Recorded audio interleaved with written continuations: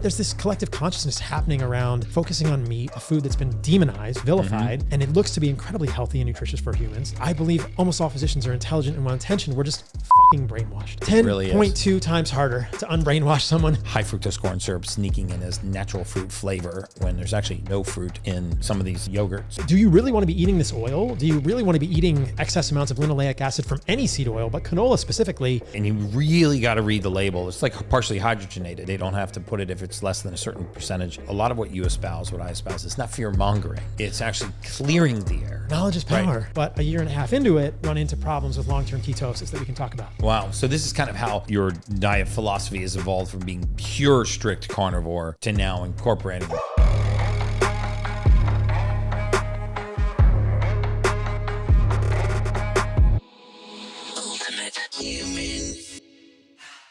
Our next guest, Dr. Paul Saladino, is renowned for his advocacy of the carnivore diet and his critical perspective on conventional nutritional wisdom.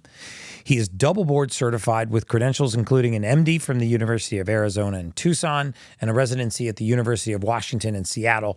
Saladino is a certified physician nutritional specialist. His journey into medicine was driven by the realization that Western medicine often fails to address the root causes of chronic illness, focusing instead on the symptomatic treatment through medication. This realization led him to explore the potential of nutrition, particularly an animal-based diet, in preventing and reversing chronic disease. Saladino's exploration of a dietary impacts on health is deeply personal, including a significant period where he adhered to a raw vegan diet, which he ultimately found detrimental to his health. This experience, coupled with further research, led him to adopt and then become a prominent and proponent of the carnivore diet, which he credits with curing his autoimmune conditions and improving his overall health. However, it's noteworthy that his views have evolved over time. Initially, Saladino adhered strictly to a meat-only diet, but later adjusted this approach to include moderate intake of carbohydrates from fruits, highlighting the impact of flexibility and individualized approaches to diet. Hey guys, welcome back to the Ultimate Human Podcast. I'm your host, human biologist Gary Brecka, where we go down the road, everything anti-aging, biohacking, longevity, and everything in between. And today is going to be a phenomenal day because I have someone that I've wanted to have on the podcast now for almost a year. I've been following this guy for a long time. I incorporate a lot of his ancestral tenets into my daily life. I'm a huge, huge fan. He's a mentor of mine, doesn't even know it, but he is. And we're in LA of all places, but getting to sit down and get a few minutes of his time so we can hear his wisdom is going to be an episode you definitely do not want to miss. So welcome to the podcast, the Carnivore MD, Dr. Paul Saladino. Thanks for having me on, brother. Previously Carnivore MD. Yeah, I changed it. I actually wanted to start with that. Yeah. And one of the things that I do admire about you is I think, well, first of all, I know that this started as a health journey for you. Did. Because you were a raw food vegan for a while. 15 years ago. Yeah. People really know a long that. time ago I was. It's like the Carnivore MD was a raw food vegan. True. Yeah, that didn't work out. True story. So talk a little bit about your journey to becoming the Carnivore MD, and because I think some of the most influential people in the world and the great thought leaders of our time, really come from some kind of problem that they solved in their own life. Yeah, I mean, I grew up in a family of doctors. My dad's a doctor, my mom's a nurse, and I had eczema, asthma, and allergies as a kid. I was a little bit obese as a kid, and so... You got any of those pictures, man? I want to see a chubby Paul Saladino. I don't have any baby pics. Can we throw that up on the podcast? I've got some pictures when I was a raw vegan. Oh, you do? Yeah, and I was 20 pounds of lean muscle mass lighter, so I was such a gaunt human. Yeah, I'm 165 pounds, 5'9" now. And I have a moderate amount of muscle mass. I'm pretty lean, but I was 145, even sometimes less than 145 pounds as a raw vegan. But so I grew up with, average kid problems, not super sickly, but not super healthy. And I got over medicated. I got theophylline, which is a medication that we used to give to people with asthma. I had pills of theophylline emptied into my applesauce when I was a kid. I had inhalers. I remember one time my dad forced me to take an inhaler at the dinner table and I puked in my pea soup. Just too much albuterol, right? At one time, just bleh. And so there were no real thoughts about food or where the roots of my illness was coming from. We ate a pretty standard American diet growing up, probably slightly better than a standard American diet. And it was really not until I started thinking about human health that I took matters into my own hands. I started thinking about diet right when I was a PA, right? So before I went to medical school, I was a physician assistant, worked in cardiology. And my first foray into diet was a misstep in the vegan world. Okay. So I was a raw vegan for 7 months, lost a lot of weight, had horrible GI symptoms. I really couldn't be in a closed room like this with people. My gas was so bad. Oh, really? Yeah. You were just letting them rip, huh? It was so bad. Letting I used to work in a small office, maybe half the size of this, with 2 other women, a nurse practitioner and a PA. And after I left that practice, they told this, I mean, I heard stories about how they used to complain to the CEO of the business about how bad it was. They're just like, oh, it's so bad. And I thought I was doing the right thing. And months and months and months. I'm detoxing. My gut flora just wasn't having it. And eventually I kind of realized humans have always eaten meat in our history. There's never been a tribe discovered of humans that doesn't eat meat. It's part of our biology. It's written into our DNA. And I reincorporated meat and did something kind of like paleo for 10 or 12 years, but it didn't fix my eczema and asthma. That vegan diet didn't fix it. So I haven't eaten a lot of processed You felt better. foods. You put some muscle back on. Muscle back on. I was running at the time, faster, gained probably about 5 to 15 pounds of muscle over time, and started to feel better, but didn't quite fix the eczema and asthma. And then I was in medical school, had really bad eczema at different times.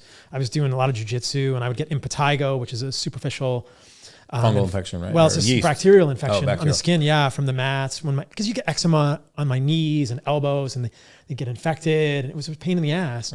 I was always tweaking my diet, trying to figure it out. But I thought, I'm eating this organic paleo diet, vegetables, salads, nuts, meat, eggs, fruit, and my eczema is still problematic for me. So what's going on here? And it wasn't until my residency at the University of Washington, I had a really, really bad eczema flare. I did a bunch of sort of mushroom extracts, cordyceps, reishi, chaga, and it just flared my eczema like crazy. I had head to toe eczema. Wow. And I was just sick of it. I was like, this is not right. My immune system is not happy with these foods. And it was right about the same time that I was driving to the beach to surf. It was probably a cold, rainy weekend in Seattle. It was miserable surfing there. Yeah. And I heard Jordan Peterson on Rogan's podcast talking about how a strictly meat-based diet improved his autoimmune conditions. Wow. I know he talks about that. I thought he got that from you. You actually No, I got it from him. Wow. Yeah. Because he only eats meat, salt, water. Occasionally he eats liver. Okay. But it's rare. Okay. Yeah. But that's what I mean, meat. Yeah. And so it's pretty interesting. And so I am fascinated by autoimmune conditions because the further I went in medicine, so I did 2 years master's as physician assistant, worked in cardiology for 4 years, 4 years of medical school, 4 years of residency. And throughout all of that, I was really interested in what was causing human illness. And I started to see this commonality along autoimmune conditions. The immune system is disordered in almost every single chronic disease. Atherosclerosis is autoimmune in some ways. Dementia has autoimmune components. Mental health issues, depression, anxiety have neuroinflammation and changes in the phenotype of the macrophage in the brain. So the immune system is at the center. And I really think that there's a very compelling hypothesis around the gut as this ground zero. Oh, no question. Where the immune system is being programmed, right? Because so much of our immune system lies in the lamina propria, these lymphatic tissues right around the gut. And so the foods we eat program us in interesting ways. And that can extend to the whole body because these immune cells then move from the gut to the whole body and affect us in different ways. So some people get eczema, some people get autoimmune thyroid disease, some people get rheumatoid arthritis, and often the cause is the same. But Western medicine doesn't think that way. Western medicine wants to divide illnesses into 10,000 different pigeonholes. 36,000 to be Okay, exact. there you go. Yeah. It's expanded. There are 36,000 of them. It's become even more. And I think that it's probably 4 or 5 things, right? 36,000 from 5. It's just different manifestations in different people based on our genetics at a baseline. Wow. And so I thought, okay, if Jordan Peterson is an N of 1, but I think these stories of humans are so valuable. What little nuggets, that's a gem. That's a diamond piece of information. He fixed his conditions that Western medicine had been telling him and his daughter, Michaela, were incurable for decades by eliminating all plants. That's crazy. What's going on there? Let me experiment with that. So I cut out all plants, ate meat, organs, salt, and animal fat for a year and a half. Eczema gets better, right? Never get a recurrence, but a year and a half into it, run into problems with long-term ketosis that we can talk about. Right. Wow. So this is kind of how your diet philosophy has evolved from being pure, strict carnivore to now incorporating clean carbohydrates, berries, honey, fruit, maple. Yeah. Okay. Things like that. Because what happened after a year and a half was that I had electrolyte problems, I had muscle cramps, I had sleep disturbances, heart palpitations, declining sex hormones. Testosterone goes from a total of like 800 to 500. Wow. Sleep disturbance. And I'm thinking, what's going on here? And then I came across this paper that nobody had ever showed me in medical school, talking about how insulin affects the kidney and actually signals to the kidney to hold on to electrolytes. And so if we don't get an insulin signal from our meals, we waste sodium, and along with the sodium, everything else flows out. That's the way the kidneys work. There's all these transporters, antiporters, and symporters. Part of the keto flu. Well, part of the keto flu, it's like long-term keto flu. Right. Right? Because my body just wasn't holding on to these nutrients, these minerals. And so I have this kind of crisis of faith. I wrote a book about the carnivore diet because I'm so interested in this collection of people healing things that Western medicine says are not healable, right? There's this collective consciousness happening around focusing on meat, a food that's been demonized, vilified, and it looks to be incredibly healthy and nutritious for humans, evolutionarily consistent. People healing every autoimmune condition under the sun, right? By cutting plants out. And everyone's a little different, but what's going on here? This is a movement. It's really just it's something that's happening even now today. I wrote a book about it, and then I'm thinking, oh man, I don't know if I can be strict carnivore. That's hard on your brain, right? It really challenges my mental flexibility to think, okay, maybe there's a piece of the truth here, but maybe I don't have the whole truth. And that's the humility that I've had the whole time that I've been in Western medicine. I love seeing that you're willing to get out of a dogmatic commitment to one, linear line of thinking and say, I'm willing to actually change and evolve and amend, my protocol and my dietary recommendations. I always want to be evolving and thinking and learning. And I think it's just, I forget who said this, but it's like, don't say that you have the truth, say that you have a piece of the truth. Who has the whole truth? No one, right? No one. But we all share pieces of the truth in hopes that it will help people that can benefit from our experiences. So I added back fruit, looking at kind of the plant kingdom and thinking the leaves of plants and the stems of plants like celery, or the roots of plants, or the seeds of plants, which are actually seeds, nuts, grains, and beans, they all have defense chemicals. And this is botany 101. Right. And they all have more defense chemicals than the fruit. And if you look at the fruit, it's colorful, it's sweet. The plant wants you to eat the fruit. There's a clear signal here. Like, here's a treat, don't eat me. Like here's a treat, don't eat the rest of me. Right. And maybe eat this mango and deposit the seed somewhere else, or eat this raspberry and poop out some of my seeds somewhere in a pile of poop fertilizer. It's a clear design. And if you look at the way fruit even ripens, fruit contains defense chemicals and they decline as the fruit ripens. Wow. So an unripe fruit has more defense chemicals than a ripe fruit. There's a clear collaboration between animals, insects, humans, and plants that's been going on. And we sort of, in some ways, for some people, not everyone, we have these genetic susceptibilities that make us more sensitive to defense chemicals in the vegetables. And what I've come to now, sort of over time in my evolution, is this perspective that if you're thriving, why change anything? Right. But if you're not, it's really interesting and insightful to question our assumptions about nutrition. First assumption, meat is horrible for us. Every news outlet is going to tell you that. Yep. Saturated fat. Horrible for you. That's the devil. That's the cause of heart disease, right? Second assumption, vegetables are great for everyone. Plants are the best thing on the earth. Eat more of these to thrive. If you have an illness, it's because you're not eating enough fiber. Yes. It's because you're my God, so true. It's because you're not eating enough plants, Gary. Right. Yeah. You should eat more plants and less meat. And so I turn that on its head and go, okay, what if I look back at, in my mind, this is just my sort of summation of what I look at the medical literature and anthropology. I went to visit the Hadza in Tanzania. You look at where other hunter-gatherer tribes go in terms of their preference of foods. And at this point, we've completely excluded all ultra-processed food. We can talk about that. But if you look at unprocessed animal and plant foods, which I think can form an incredibly healthy diet for every human, there is, I believe, a hierarchy of value in those foods. And we see this reflected in the way hunter-gatherers behave, the foods they prefer. And if you ask Western medicine, or you ask people who consume general scientific information or nutritional, information, plants are at the top. Right. And I'm going to say, actually, let's put plants at the bottom, the vegetables, and put meat at the top, right? Because meat and organs are the center of every human diet that we've ever studied. And it doesn't mean that they eat only meat and organs, or that they eat the majority of their diet is meat and organs. But if you ask the Hadza, what's your favorite food? It's meat. Right. Without a question. I mean, Singapore has one of the longest average life expectancies, and they have one of the highest consumptions of meat in the world. I think it's like 1.5 pounds average of meat per day. Yeah. And that never gets mentioned in conversations about blue zones. We conveniently left out of blue zone conversations. Yeah. I don't think Dan Buettner ever visited Singapore. This is just recapitulation. This happens over and over in medical science. Yeah, we could go on to, some of the research that I viewed in centenarians, but that's contrary to a lot of conventional thinking. I mean, mean, we and in 22 years of mortality research, I did not see a single centenarian, not once. I'm not saying it doesn't exist, but we did not process a death claim for a centenarian that did not have clinically elevated levels of LDL cholesterol when they died. Now, clinically elevated. We should talk about this. Yeah. Exactly. Yeah.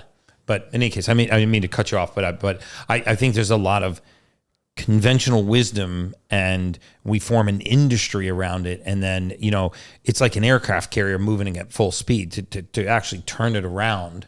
There's so much inertia that to actually turn it around, because there's so many people on the deck of that ship that are relying on that conventional theory of thinking. And it picks up so much momentum, and the healthcare system evolves around it to then actually turn that is difficult. Super hard. But I want to come back to that idea that because there are multiple studies. Yeah, because I want to talk about LDL cholesterol. There are multiple studies that show that people who live a long time, Leiden 85 plus, the Lothian birth cohort, have elevated levels of cholesterol. So it's quite interesting and challenges this hypothesis that ApoB is directly injurious to the endothelium. But if we go back to this hierarchy, it's like you look at hunter-gatherers, meat, organs, honey, fruit. These are the foods that they prefer. You ask the Hadza, what are your favorite foods? Meat, berries, baobab, honey. Tubers is the last thing. Vegetables aren't even on the list other than tubers. They don't really eat salads, right? They don't eat seeds unless they're starving. And so that's interesting to me. And again, I want to reiterate the fact that it's not that everyone needs to think about this and limit those foods, but for people who have issues that are unresolved, fatigue, anxiety, mental health issues, sleep disturbance, low libido, weight loss issues, autoimmune conditions of a variety of forms, for a lot of those people, limiting or cutting out the vegetable plant foods for some amount of time as an experiment is incredibly helpful. And so that's why I didn't want to be carnivore MD anymore, right? Because I eat plant foods and I have become less dogmatic over time, hopefully. And I didn't want to say to people, hey, you can only eat this one way. Right. I meet a lot of people who eat vegetables and are super healthy. Right. But I've also met a lot of people, and I think the value of anecdote and story and human experience is something you can't ignore, who cut those things out and have these long-standing issues resolved. So what's going on there? Right. It's not something to ignore. And I think that our detractors, who are similar and make similar arguments for both of us, would say, there's no RCT, Paul, that says vegetables are bad for humans. Randomized clinical trial, yeah. And I'm saying, I can give you 1,000 people who have had improvements in joint pain, long-standing inflammatory bowel disease, irritable bowel syndrome, insomnia, mental health conditions, eczema, psoriasis. I'm one of them. You're telling me that's not valid because there's no RCT? And I'm not saying everyone needs to do it. I'm just saying, consider this. Consider this and understand that meat is being vilified. Organs are not even eaten in the Western consciousness, unique nutrients that are left out of our diets. And fruit and honey, those are increasingly under attack. People are saying, oh, it's going to spike your glucose. We can talk about that too. But vegetables are elevated and meat it's just upside down world, which is similar because a lot of things, depending on your way you see the world, the upside down world seems to be a pretty accurate characterization of a lot of things today. It's interesting. I had a Harvard MD on my podcast last week, Dr. Palmer, and he's a Harvard MD, he's a psychiatrist, and he's treating some of the most drug-resistant mental illnesses. And I'm talking about real crippling mental illnesses, like severe forms of schizophrenia with paranoias, and, where people are literally trapped inside their own bodies, voices, paranoias, all kinds of really tragic consequences and they're drug-resistant. And he's treating them with ketogenic diets. And when you're to the level where you're treating drug-resistant mental illness with nutrition, I think you're starting now to see the power that the human body has, not just to heal itself, but that nutrition can have on a whole consequence, a whole cascade of issues. It's incredible. It's really interesting what's happening there. I've spent a lot of time working with people who had severe mental illness also. I did my residency in psychiatry. Right. I've since left. It's just what a dumpster fire. Yeah. In the most respectful way. And that's not because I have anything against the doctors. It's mostly every doctor I've met has been intelligent and well-intentioned. It's just the medical system is broken in our paradigm. And I think the biggest break is we treat from the neck up and from the neck down, right? And we somehow think that this is not connected to this. And that was really my realization that, I was seeing people in psychiatry and there was never any attention to diet. in my residency at the University of Washington. And yet you're seeing neuroinflammation. That's the root cause of most psychiatric illness is neuroinflammation. Like I said, we have these macrophages in our brain. They're called microglial cells, and they become inflamed. They have a switch, and they become, a certain phenotype when they become inflamed and when they become reactive against our bodies. And what's triggering that? Well, it's something coming from here. And so dietary changes in psychiatry, that's such a radical thing to do. And I wish there was absolutely no ability to do that in my residency at the University of Washington, one of the most preeminent, universities in the country in Seattle. There's no ability to treat anything with diet. It's all medications. Don't worry about the side effects, any of this stuff. And so that was really why I left medicine. I've had this just complete loss of religion, and I'm still a doctor. I'm still a board certified licensed physician, but I don't practice. I do this sort of thing educationally. And I realized that there's so many parallels between the way that we divide the brain and the body. And with every other autoimmune condition that we see, I mean, I've talked to so many people who go to see gastroenterologists for inflammatory bowel diseases, Crohn's, and ulcerative colitis, who are told there's no connection with diet. Yes. It's literally in your gut. We see discharge papers from oncology treatment centers that say dietary recommendations, none. Yeah. And I'm like, none? Somebody just finished, several rounds of chemotherapy for breast cancer or colon cancer or metastatic cancer, and they were blessed enough to be on the other side of this, and now there's no dietary recommendations. That's incredible. Even during treatment, dietary recommendations during treatment, none. That's astounding to me. Ben and Jerry's, I mean, it's you got to gain weight. Yeah, you got to gain weight. That's it. You got to gain weight. Yeah. I want to talk about the keto thing for a minute because there's a little bit of a discordance here that's interesting to me, because I had a bad experience with keto and Chris Palmer's using keto to treat, profound mental illness. So I think there's clearly value to ketogenic diets. It's not prolonged keto dieting either. It's what I guess you would call a keto reset. Right. I think there's something to that. And we know that when you're intentional about your food choices, things get better. And so what he's doing with patients is sort of an incredibly brilliant idea where I'm going to use a keto diet to improve the quality of their diet. I think some sort of a framework for a diet helps people do that. And if it's cutting out carbohydrates, great, because you're cutting out carbohydrates that are ultra processed. Right. And we know that when you have an ultra processed flour from ultra processed grains, you're stripping out the information that's been there for all of our evolution as humans. And that's very confusing for humans. Right. And I think that the same thing about sugar, and this is a very interesting position that I don't think I've done a good enough job communicating to people. But if you look at processed sugar, if you look at table sugar, that is a molecule of sucrose. It's a disaccharide of glucose and fructose, right? And that is interesting because humans would never have had that evolutionarily. We would have always had that molecule in concert with thousands, fiber, fructose, literally thousands of other compounds in the fruit. So you look at honey, there's over 600 components in honey. There's probably over 1,000 components in honey, but 300 haven't even been identified. So there's polyphenols and prebiotics. And you look at a piece of fruit, it's probably over 5,000 components in that piece of fruit. So there's all this contributory information that comes with sugar in our diets, whether it's honey, maple syrup, or a piece of fruit that is not the same as a table sugar, which has zero information, and it goes in your body and it basically just can feed the bacteria in your gut and cause overgrowth and lead to increases in lipopolysaccharide, endotoxin, which we are so clearly connecting in Western medicine. If you have endotoxemia, this increase in lipopolysaccharide in your gut and in your body, that's horrible for humans. But what's so cool is that if you eat an orange, you're getting fructose in the sugar, and fructose gets demonized, but you're also getting all this information that's actually preventing your bacteria in your gut from overgrowing. So this is a difference. I don't want people to fear fruit or fear unprocessed forms of honey, but understand that we can't conflate research on processed sugar or high fructose corn syrup. Yeah, I was just going to say, I want to delineate the difference between fructose that's found in fruit and high fructose corn syrup, which, by the way, now is sneaking into labels. I did a podcast short on this as natural flavors, natural fruit flavors. And you really got to read the label. It's like partially hydrogenated. They don't have to put it if it's less than a certain percentage in there. And so these partially hydrogenated oils, which is the slang term for the seed oils, and high fructose corn syrup sneaking in as natural fruit flavor when there's actually no fruit in some of these yogurts, with fruit on the bottom. It's blueberry flavoring and high fructose corn syrup with a dye to look like a blueberry color, but there's actually no fruit in it. It's crazy. But high fructose corn syrup is made from corn, obviously, but corn is all glucose. and it's a different molecule than fructose.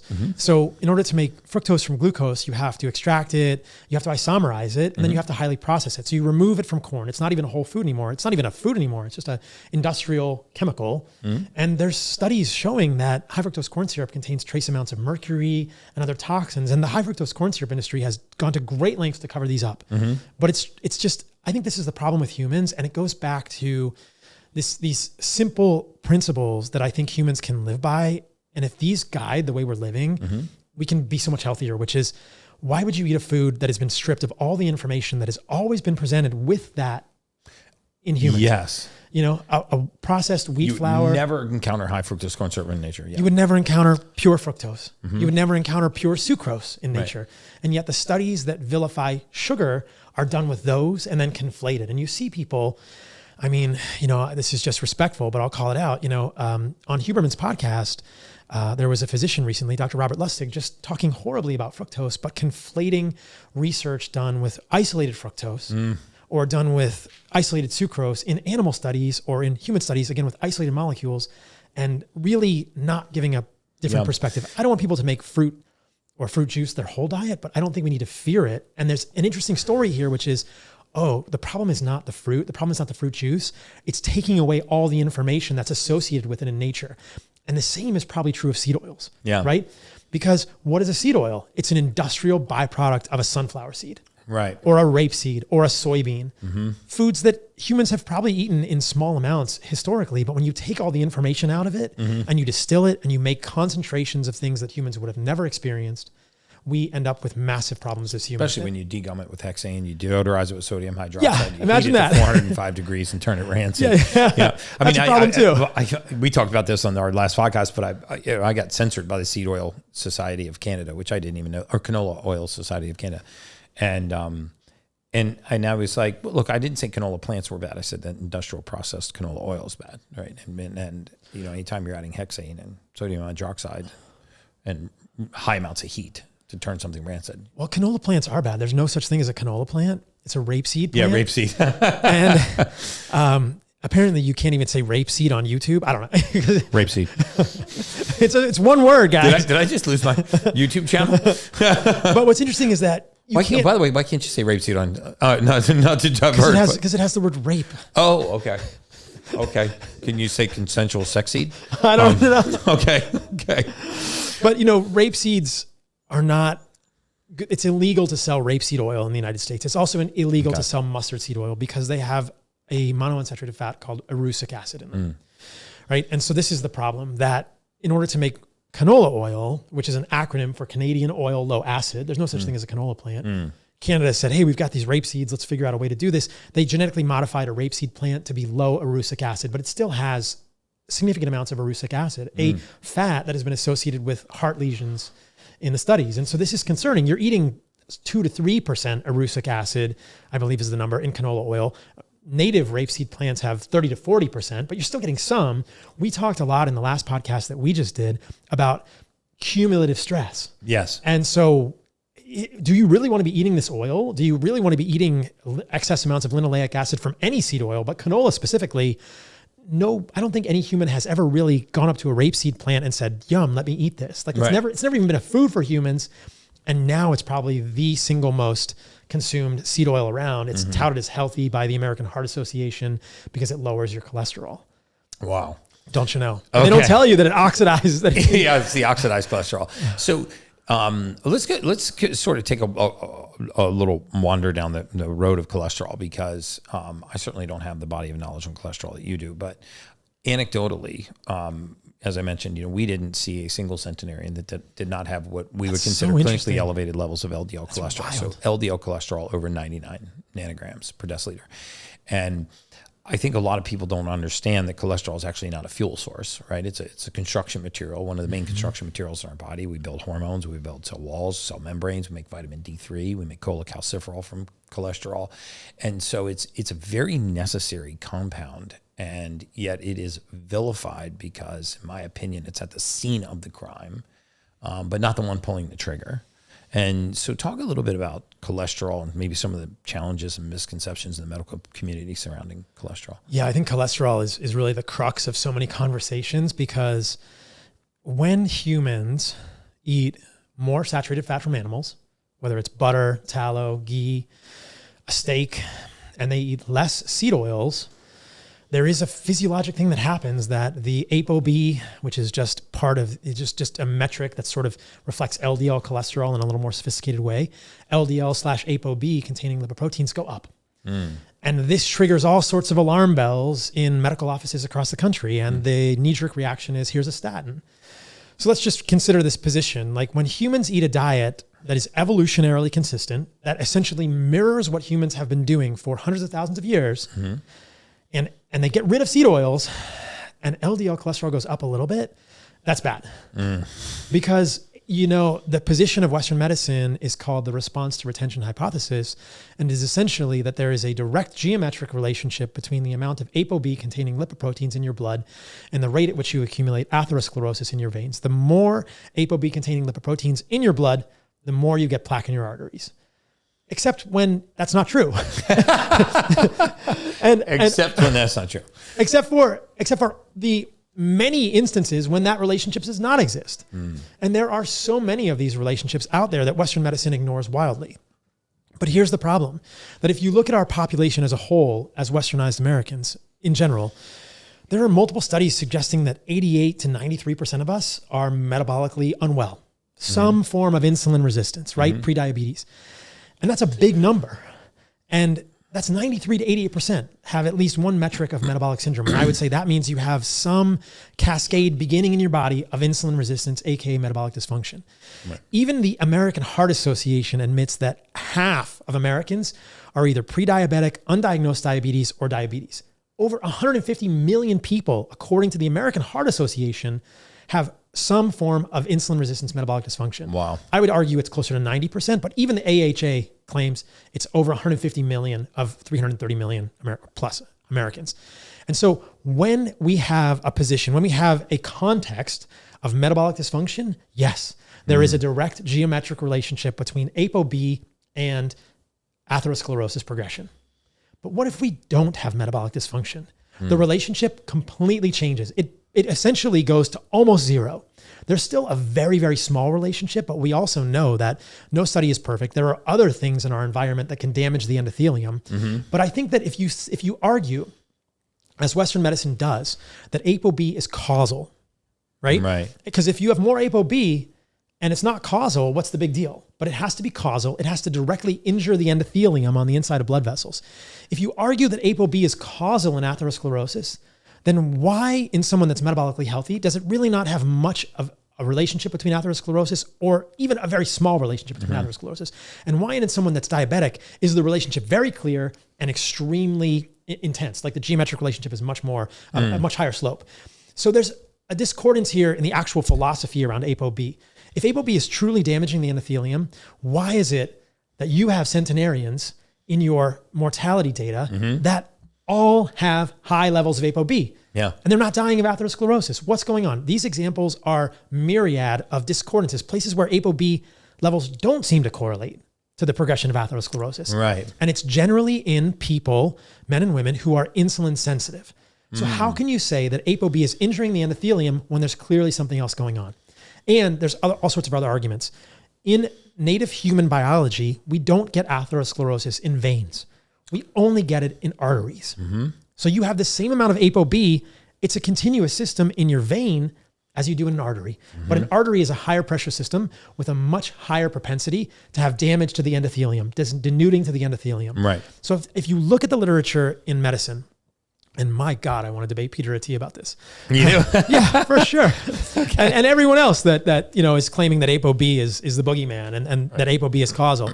If you look at the literature, it's there are so many discordances here, and it's just so clear that if ApoB is causing the problem, why are there so many instances where it doesn't look like it's happening?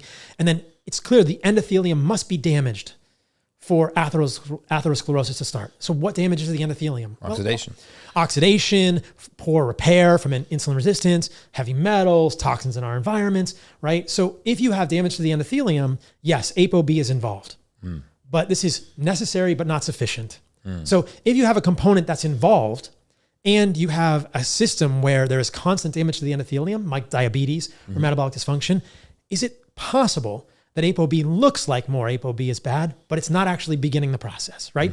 And then interestingly, or connected with that, what about someone that doesn't have rampant endothelial dysfunction happening? What about someone that doesn't have rampant endothelial damage? We all have a little bit, but I think in those of us that are metabolically healthy, we can repair it. We all have high pressure with bifurcations in our arteries. We're all going to get some denuding of the endothelium of our arterial walls, but I believe that we can repair it. And so this is the problem. It's just basically saying something else initiates. ApoB as a causal factor, I completely disagree with that verbiage. I think it's wrong. And I think that it is propagating a false narrative in medicine. It's incorrect philosophically to say that. And the problem then, like I said, is that people are scared of eating foods that are good for them. Yeah. And they're scared of eating foods. And connected with that, the American Heart Association, the American College of Cardiology will recommend canola oil to you because it lowers your ApoB. And they will tell you to limit saturated fat because it raises your ApoB, when we also know that there are so many populations of free living humans with huge amounts of saturated fat in their diet and high cholesterol, quote unquote, that don't have any incidence of atherosclerosis in their diets. It's just they're not eating processed foods. Yeah. And the piece that always gets left out, I know I've been ranting and it's complicated. No, I love this. The piece that always gets left out, and we hinted at this earlier, is that as polyunsaturated fatty acids in seed oils lower your LDL, lower your ApoB, they're also increasing oxidized LDL and Lp(a), which are much stronger risk factors for cardiovascular disease. But why is that never addressed? That there's this huge discordance here. So now your ApoB goes down and these other ones rise. There's greater degrees of endothelial damage and oxidation. And that initiates the process. And then it initiates the process, even though you've controlled for your ApoB. Yeah. And we have randomized controlled trials that show this. I mean, the data regarding seed oils, and this is hopefully a debate with Lane that's going to happen on seed oils at some point. Awesome. The data on the randomized controlled trials on seed oils are interesting. They're complicated. There's about 10 randomized controlled trials that have been done in the last 60 to 70 years where researchers have replaced saturated fat in the human diet with seed oils. The problem is that in 7 of them, the control arm that was high saturated fat was given a lot of trans fat, because it wasn't until the last 20 to 30 years that we realized that trans fat was bad for humans. So when people in the health space who are saying that the research says seed oils are benign are quoting studies or meta-analyses, they're basing the meta-analyses include trials, or they're quoting studies that are fundamentally flawed, where the control group is eating trans fats. But there are 3 trials where that doesn't seem to have been a major case. And these are Minnesota Coronary Study, perhaps the best study that's been done on seed oils versus saturated fat, Sydney Diet Heart, and Rose Corn Oil Study. And these were all seed oils versus saturated fat. Essentially, yeah. And they all found that seed oils were worse. Minnesota Coronary was, we talked about this in the last podcast we did, suppressed. Yeah. Right? It took years for that trial to be published. Ansel Keys, the guy that initiated the whole saturated fat fearing, cascade with his 7-country study, was one of the authors. He was one of the researchers on Minnesota Coronary, but didn't want to be associated because the results were not what he wanted to see. Right. The results were buried for decades. And what they show us pretty clearly is that when you substitute saturated fat from animals with seed oils, you have higher rates of cardiovascular disease and increased rates of death. Wow. Big surprise. You're putting more fats into your membranes that are fragile. They're breaking down more. And the problem with seed oils is that they contain this fat linoleic acid, right? Which accumulates in our bodies. So we talked about cumulative toxicity in our podcast about fluoride, about cyanocobalamin, even folic acid being unmetabolized. Yeah. But I think that this is the problem with linoleic acid, that this is a compound that we never would have been exposed to in these amounts historically, evolutionarily as humans. But it's in nuts and... in small amounts. Yeah, very small amounts. Have you seen how many? So Americans eat an average of 5 to 6 tablespoons of seed oils per day. You would have to get over 2.5 pounds of sunflower seeds to get that much linoleic acid. Okay. 65 to 75 ears of corn. Okay. Right? Like the numbers are staggering. Over 2 pounds of soybeans. You know, like I think it's 2.5 to 3 pounds of soybeans to get the equivalent of that. It's just, we would never have gotten this amount of linoleic acid in our diet. It's in nuts in small amounts, and you eat a small amount of nuts, right? How many nuts are in the human diet historically? Small amounts. Like you have to crack every single nut. Right. It's very hard. And you think about, we probably ate some nuts and seeds. I would argue we did that when we were starving as like a fallback food, but then you see it concentrated in the seed oil. You can eat massive amounts. And if you look at a bag of Lay's potato chips, there's probably, I think, what did we calculate? Like 15 to 17 tablespoons of seed oils in that whole bag. Wow. And you would never have gotten that historically. And whether it's fried in canola oil, we didn't even eat rape seeds. Right. Right? So this is an evolutionarily inconsistent amount of a compound, linoleic acid, that then gets stuck in our bodies. Cumulative toxicity.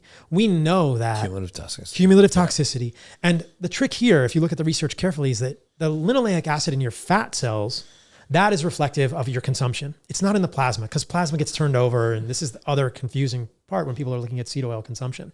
But if you look at linoleic acid in fat cells, the more linoleic acid in your fat cells, the higher your rate of cardiovascular disease. And that is never discussed, because people always look at blood.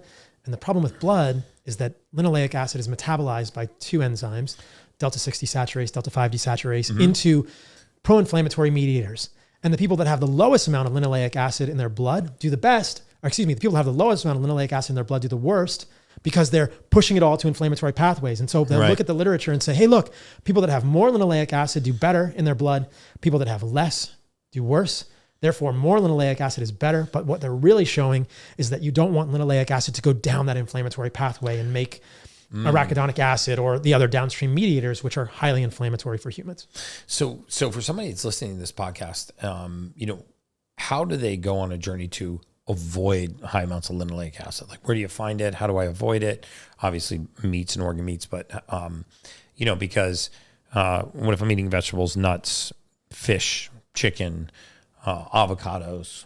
Small amounts and all that, right? Tallow, 1 to 2% linoleic acid in tallow, 1 to 2% in butter. Nuts can have 15 to 25%, but you're not eating 6 pounds of nuts. Right.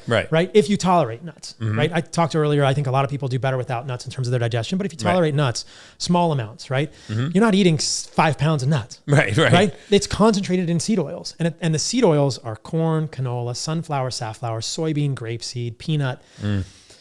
This is why I'm not a fan of peanut butter. Yeah. Right? I'm not a fan of peanut butter either. So peanut butter is made from the worst mycotoxin poison it's made from moldy peanuts, and you're basically making a seed oil. It's not an industrially processed seed oil, but what do you think is on the top of peanut butter that's natural peanut butter? Non-natural peanut butter, the Jiffy that I used to eat when I was a kid, right? They put things in it to prevent the separation of the oil. If you get the natural peanut butter, which I thought was better, you have the seed oil on top, and that's 30% linoleic acid. This is the problem with almond butter too. Wow. You're making a seed oil, and that seed oil is becoming rancid. It's on top. It's highly oxidized, and you're concentrating linoleic acid. You're going to have a much harder time, unless you're spooning that seed oil into your mouth. You're going to mix it back up in the peanut butter or the almond butter. You're going to get less, but it's highly rancid and oxidized when you do that. So this is the problem with nut butters. You're not meant to do this. You're not meant to grind up nuts and leave them for months on a shelf.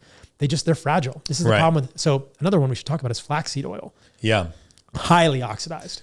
Yeah. Highly oxidized. That's a seed oil. And that's considered like the panacea of healthy oils. It's healthy, bro. Yeah. I mean, I literally know people, I happen to agree with you, but I literally know people that actually start their day off with half a tablespoon to a full tablespoon flaxseed. Oh yeah. And people will, this is another thing important to consider. People will also start their day off with a spoonful of fish oil. If you're going to do fish oil, you better know that brand is really good, and you don't want to do fish oil in a spoon, because that is so highly oxidized when it's exposed to the air. So you can't spoon fish oil, horrible idea. And any of these oils, they just break down over time. So you just got to be really careful. So avoid the seed oils. That's the first step. And then if you want to get really granular and decrease the amount of linoleic acid in your diet, you want to do grass-fed beef versus grain-fed beef. Ruminants convert polyunsaturated fats to monounsaturated fats. So ruminants can saturate. We can't do this as humans, but it's really the monogastric animals where the polyunsaturated fats accumulate. Pigs, the eggs of chickens, chicken, meat, this kind of stuff. So fatty chicken, eggs, or fatty pork that's fed corn and soy is going to have more linoleic acid in the fat than it would if it were a naturally wild chicken or wild hog. Yeah. So again, don't let perfect be the enemy of good, but understand that if you're really trying to get this dialed in, I think that an important metric for humans would be how much linoleic acid is in your diet. And one of the things I would love for you guys to do at 10X, I don't know if you could ever do this, is actually sample the amount of linoleic acid in adipose tissue. And you could track that. I wonder if we could do it in adipose tissue, we could do it in the blood. Blood isn't good because we talked about that. Yeah. You'd have to just do an adipose little biopsy, just a little, just pull some adipose tissue out.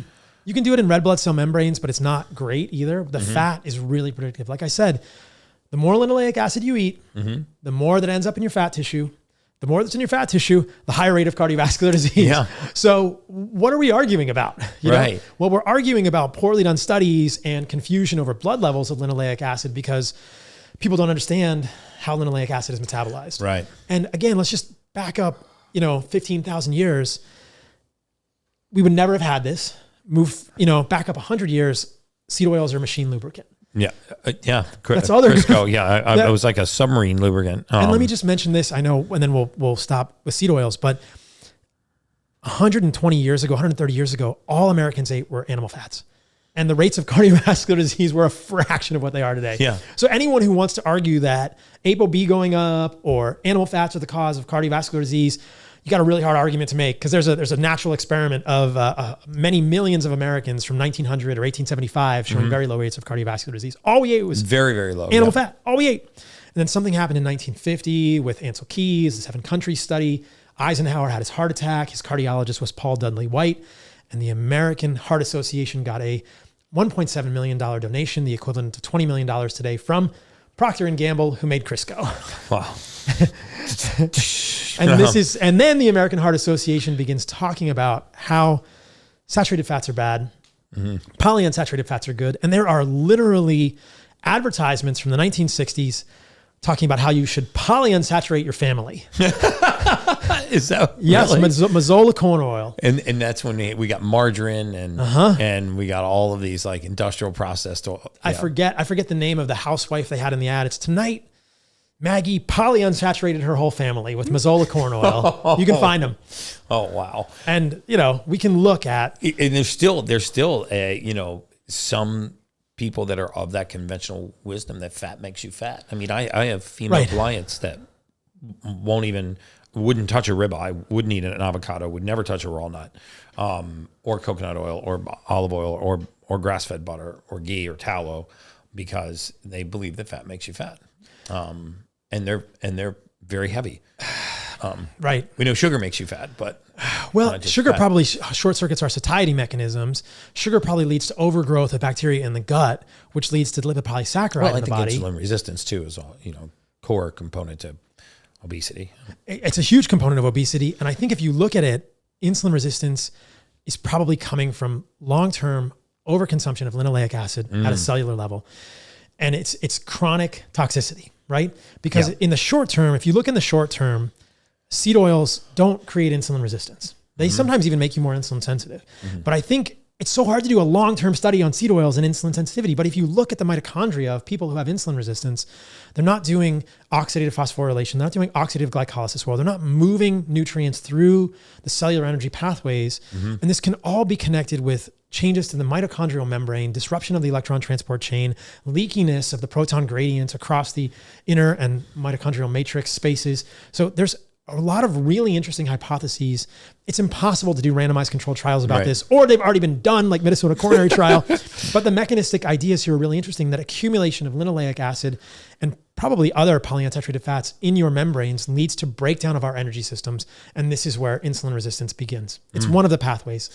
What do you really see as some of the challenges in the medical community, and why would it not be adopted as more mainstream? I mean, clearly you make an amazing argument. I actually agree with your argument. But I mean, how is it that physicians today, conventionally educated physicians today, are not ascribing to dietary changes, lifestyle changes as major impacts on chronic disease? I mean, I think if your eyes are open, you're looking at this. And we also talked about this on the podcast too. And you're like, look at the spending, look at the rise in chronic disease, look at the mortality rates. Mortality, by the way, in the United States for the first time in 110 years is going backwards. And I was a mortality expert for decades. So I think between the 2018 variable basic table and the 2022 variable basic table, the first time we're actually seeing life expectancy go backwards, which doesn't make sense given the amount of technological advances and science and all the things we have to do to keep people alive. But what is it about the adoption? One of my opinions is if we don't fix the food supply, we will never fix chronic disease. 100%. And but what is your opinion on that? I mean, what is keeping the medical community from? Really, there's a maxim that I heard. Will you look who this is? because I want to get the name out there so people can find this maxim. It's that the amount of effort required to undo bullshit is 10 times greater than the amount of effort required to create it. Right? Do you hear that? The amount of effort required to undo bullshit is 10 times greater than the amount of effort required to create it. Wow. What we learn first as humans stays in our brain, right? It's hard to undo what your mom told you about broccoli, right? Yeah. Even if you get a lot of gut pain, so true. Even if you get a lot of gut pain, right? And I'm not saying your mom is bullshit, and I use the bullshit term all the time, and people say I'm bullshit, so whatever. It's all fair game, right? Yeah. All is fair in love and war. But the problem is that, what's the name of the guy? Brandolini's Law? Yeah, Brandolini's Law. Brandolini's Law. Good old Does it actually say bullshit? No, I think it does. I think it does. Does it actually say bullshit in there? Yes. It does. Yes. Did he do a randomized clinical trial? Yeah, this is a meta-analysis showing that it's 10.2 times harder, right? But the idea is this. You come into medical school as a bright-eyed, intelligent, enthusiastic medical student, and you are taught things. And it is 10 times harder to undo all that teaching that medical students have all now been indoctrinated, propagandized. We're told in medical school on the first day, half of what you learn is wrong. Half of what you learn is wrong. And when a doctor speaks out about it, you get pilloried, right?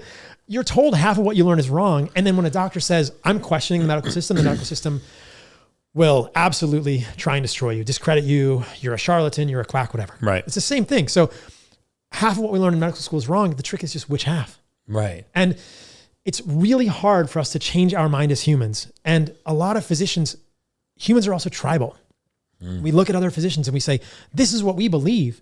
We believe that statins are good for cardiovascular disease. I believe statins have a place. I think they're overprescribed and underappreciated in terms of their side effects. But we believe that statins are good. We believe that saturated fat is causing heart disease. We believe that red meat is bad for you. We believe that, your lower your ApoB, the better. This is what we believe. This is our tribe. And we sing and chant over a fire sponsored by Pfizer, about how good we are as physicians. And like I said earlier, I believe almost all physicians are intelligent and well-intentioned. We're just fucking brainwashed. And it's really hard to unbrainwash people, man. It's really hard. Yeah. No, it 10.2 really is. times harder to unbrainwash someone. Yeah. So then what are the basics? I mean, because, again, I really have tried to steer my audience to the masses, right? I mean, we talked about this earlier where, instead of ultra woke biohackers talking to ultra woke biohackers, and I know you don't like that term, but I'm going to use it.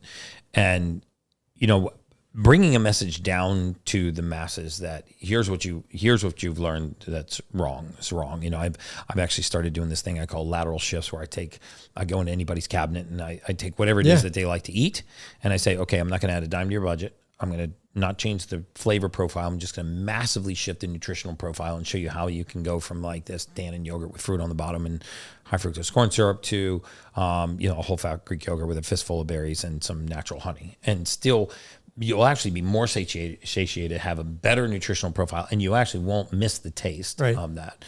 And so, talk a little bit about the starting point for someone, because it seems extreme for me to go, do I have to go just all meat all the time right out of the gate?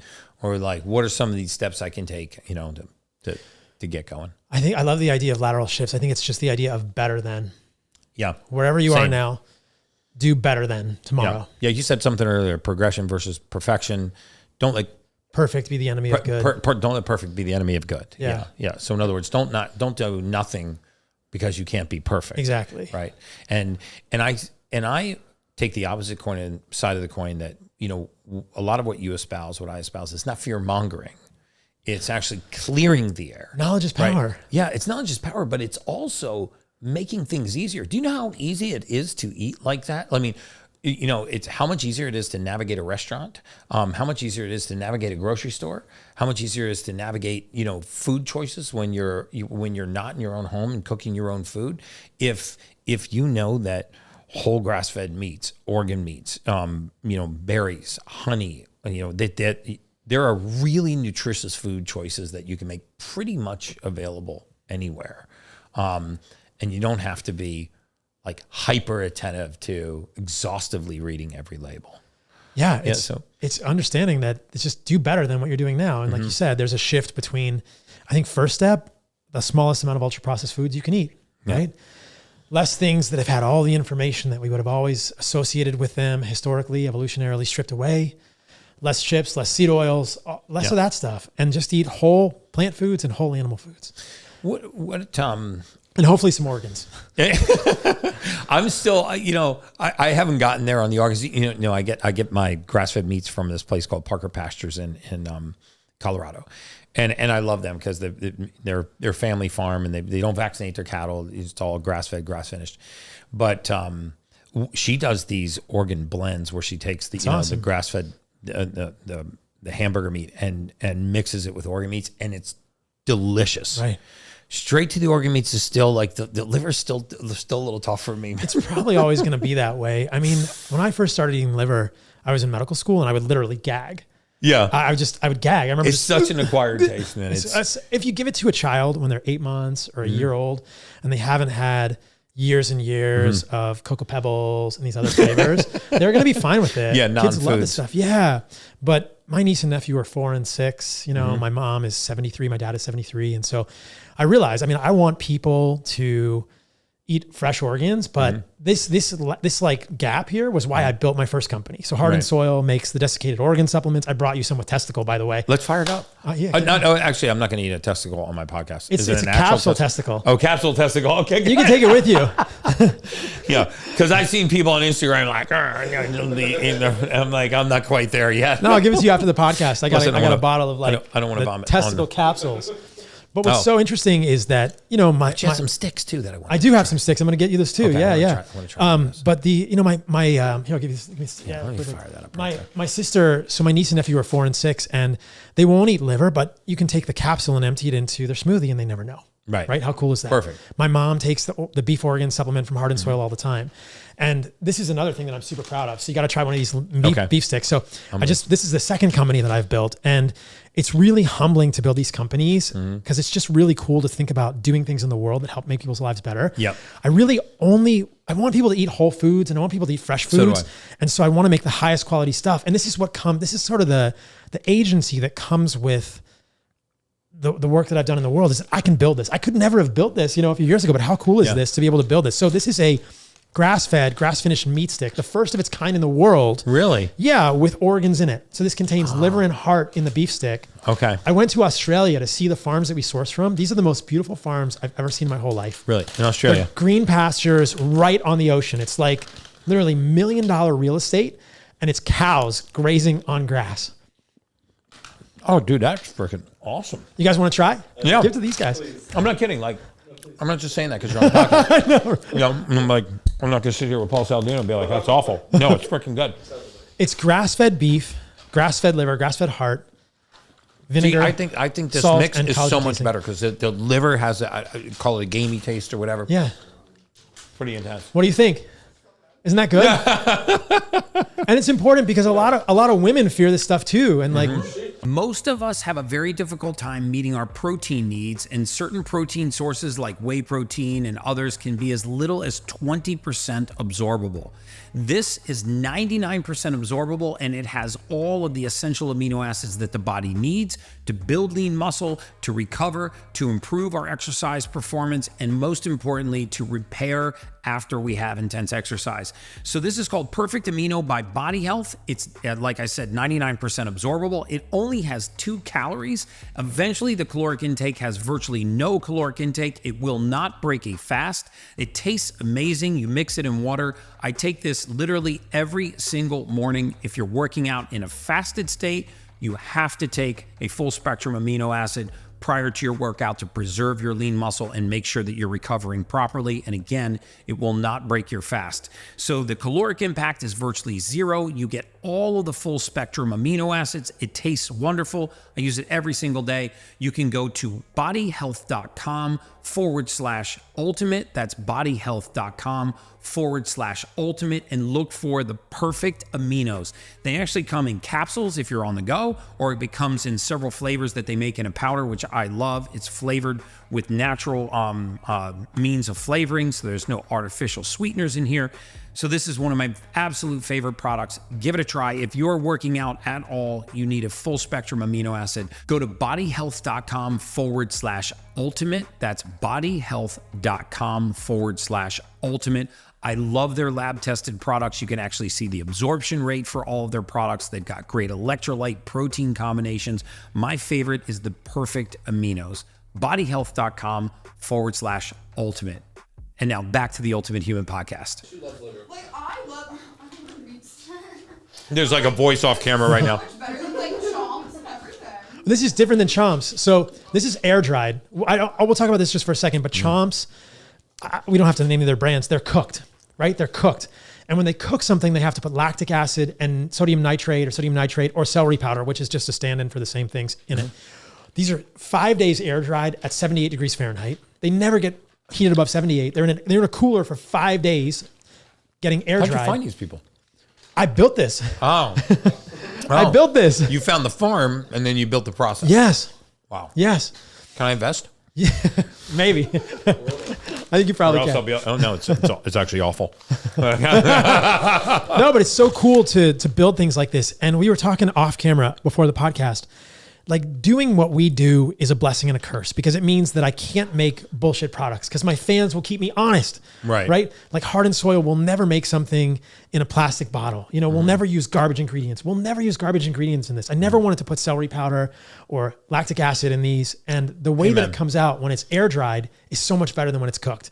Now, having said that, better than can also be a grass-fed beef stick in a grocery store that's cooked. That can be way better than Right. a Slim Jim, right? Right. But what's exciting for me is to give people opportunities to have something that's like the quality that I really want, that I'm proud giving to my sister That's and my so family awesome. and my niece and nephew. And my niece and nephew go crazy for beef sticks. They do? Yeah, like young kids, Oh, all that's they do is awesome. snack. I didn't know this. Yeah. I don't have kids, but like they eat all the time. So it's cool to create things in the world that make people's lives easier. I agree. And also have this message behind them. And it's been an incredible journey. Because I've been on a journey to build a chemical-free living brand.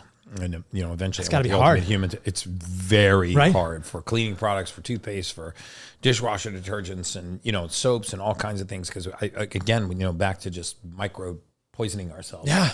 To death, the cumulative dose toxicity.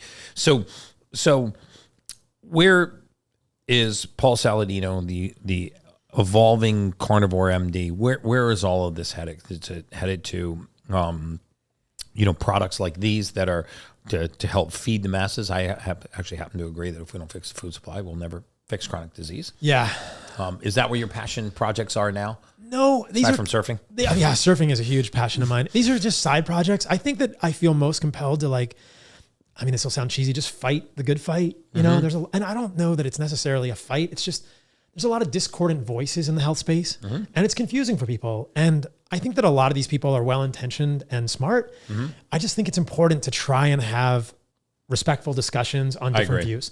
Respectful is the main thing. Yeah, respectful discussions on differing views. And I want to try and create ideas and content for people that helps them navigate. Because I imagine people are listening to this going, this is different than what I've heard, right? They've heard somebody else on a podcast say, don't worry about, or like, you should be concerned Be a raw about food vegan. Yeah, be a raw food vegan, or be worried about blood glucose spikes, or honey is horrible, or fruit is horrible, or vegetables are great for you. And I don't think vegetables are horrible, but like I said, there's a time and a place, and maybe some people are different than others. And so I think that mostly what I'm excited about now is just trying to create content in the most sovereign and the most consistent way that I feel good about, in my heart. That's like putting ideas in the world that help people navigate this confusing landscape. Yeah. In the most truthful way to myself.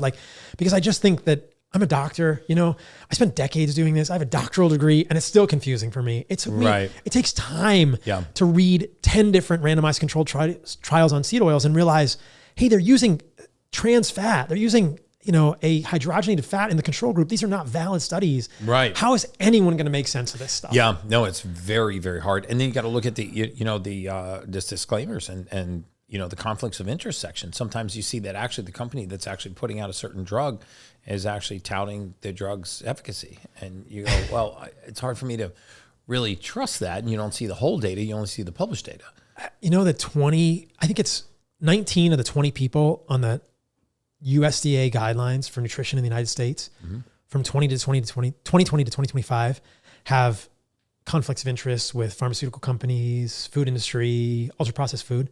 95% of people who are on the committee that makes our food guidelines in the United States have conflicts of interest. Wow. 95%. And it's going to be the same for the 2025 to 2030 guidelines. And the guy who's one of the chairs for the 2025 to 2030 guidelines for food in the United States, which a lot of people listening to this podcast don't care about, but it's what shapes food lunches. It's what shapes school lunches. Yeah. And it's what shapes policy, and it's what shapes all sorts of things.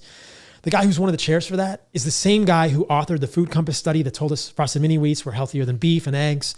Wow. It's the same guy who wrote a meta-analysis on seed oils saying they're benign and included all of the studies that are confounded by this trans fat in the control group. And it's the same guy who also receives funding from Bunge, a seed oil company.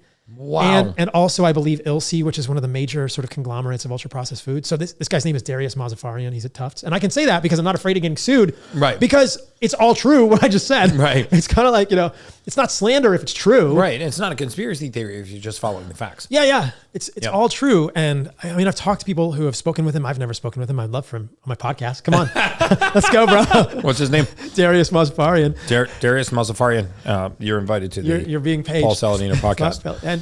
But it's just, it's crazy stuff. I've spoken to people who have spoken to him. Callie Means is a friend of mine. He used to work in the sort of processed food industry. He was a sort of a policymaker or an advocate at Coca-Cola.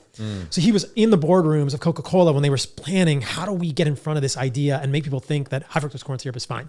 He was part of the enemy. He was like on the dark side. He came over to the Rebel Alliance. Right. But he, when he was talking about these ideas with Darius and suggesting publicly that there's perhaps a conflict of interest here, Callie told me that this guy calls him on the phone and says, how can you do this? This is how we fund studies. And he was literally like yelling at him on the phone. Wow. So it's crazy. And I'm not looking to be disrespectful. I'm just saying truth is truth. Yep. And it's not slander if it's true. No, it's not slander if it's true. This is so awesome, man. I love helping, people like yourself get the message out. I'm going to throw links to some of your products into the show notes. Where can people find you? Most of my audience is probably familiar with you, but for those that are not, where can they find you? How do they find out more about you and get more guidance from your books and teachings, what have you? Paul Saladino, MD on all the socials. You Okay. can find me everywhere. Yeah. I've got a podcast. I'm on all the socials. Yeah. Great podcast too. That's where you find me. So, Paul, I ask every guest the same question at the end of the podcast, and there's no right or wrong answer to this. It's just a thought-provoking question. What does it mean to you to be an ultimate human? I think it's basically living the birthright that we all have to be vital, right?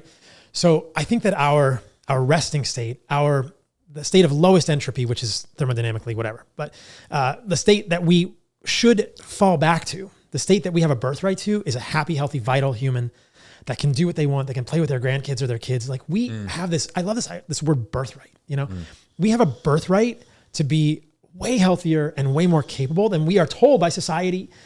You go to a Western medical doctor with any ailment, they say it's bad, family history, you can't fix it. Most of the time they'll say, here's a pill. But I think that being an ultimate human is just going back to what is ours as our birthright. This idea that as humans, we can be incredibly vital and just radical humans at our natural state, at our baseline state, at our resting, just at our resting state, we are incredibly vital humans. And that's what happens when we align the way that we're living with the way that we've lived for hundreds of thousands of years as humans. I love it. It's not feeling amazing. It's just feeling normal. Yeah. And normal is amazing by today's standards. Exactly. Yes. Right? Awesome, man. Well, thanks for coming on today. Thanks for having me on, brother. Been awesome, Love it. man. This was one of the easiest conversations I've had in a very long time, man. So much fun. Thank you, brother. Comment. Appreciate you too, brother.